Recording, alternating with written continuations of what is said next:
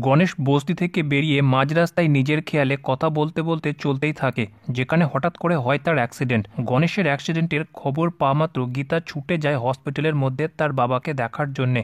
ডক্টরের কাছে থেকে গীতা জানতে পারে যে তার বাবার সিরিয়াস অবস্থা, ইমিডিয়েট অপারেশন করতে হবে, অনেক টাকা লাগবে।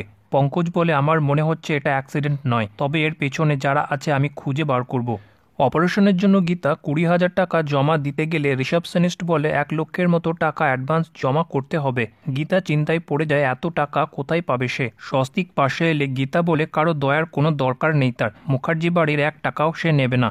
গিনি গীতাকে ফোন করে বলে, বাবার যদি কিছু হয়ে যায় আমি তোকে ক্ষমা করব না, এর জন্য আমি শুধু তোকে দায়ী করব, কারণ তোর জন্য বাবার আজ এই অবস্থা। গীতা 20,000 টাকা জমা দিয়ে বাকি টাকা ব্যবস্থা করার জন্য হসপিটাল থেকে চলে যায়। অন্যদিকে পুলিশ স্টেশন থেকে অগ্নিজিৎকে ফোন আসে আর জানায় যে গণেশ গাঙ্গুলির অ্যাক্সিডেন্ট হয়েছে আর তাকে মারার চেষ্টাতে অগ্নিজিতের নামও জড়িত থাকতে পারে।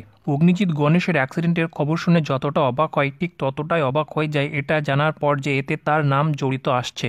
অগ্নিজিৎ বলে, যাই হোক আমি আর কোনো ফাঁদে পা দেব না। ঠিক তখনই মেহক ওখানে এসে উপস্থিত হয়। অগ্নিজিৎ বলে, আমার গোটা পরিবারের নামে মামলা করে তুই কেন এসেছিস এখানে?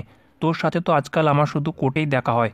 মেহক কান্নায় ভেঙে পড়ে আর বলে যে বাবা, গীতা বৌদির বাবার রক্তাক্ত অবস্থা, মৃত্যুর সঙ্গে লড়াই করছে হসপিটালে, ওনার অপারেশনের জন্য অনেক টাকা দরকার। আমি তোমার সব শর্ত মানতে রাজি, আমি কৃপানকে বিয়ে করে নেব, আমি সবকিছু মুখ গুজে সহ্য করে নেব, তুমি শুধু 1 লাখ টাকা দাও আমাকে। অগ্নিজিতের কৃপানকে বিয়ে করার শর্তে রাজি হয়ে যায় মেহক। অগ্নিজিতের কাছে টাকাটা নিয়ে তাকে ধন্যবাদ বলে তার প্রণাম নিয়ে মেহক ছুটে চলে যায় হসপিটালে। অগ্নিজিৎ নিজের মনে গর্ব করে বলতে থাকে যে সবাই বিয়ের ব্যবস্থা করো, গীতা এলএলবিকে আমি হারিয়ে দিয়েছি। মেহক বাড়ি ফিরছে। গীতা হসপিটালে ফিরে হাত জোর করে একদিনের সময় চেয়ে বলে যে সে টাকার ব্যবস্থা করতে পারেনি।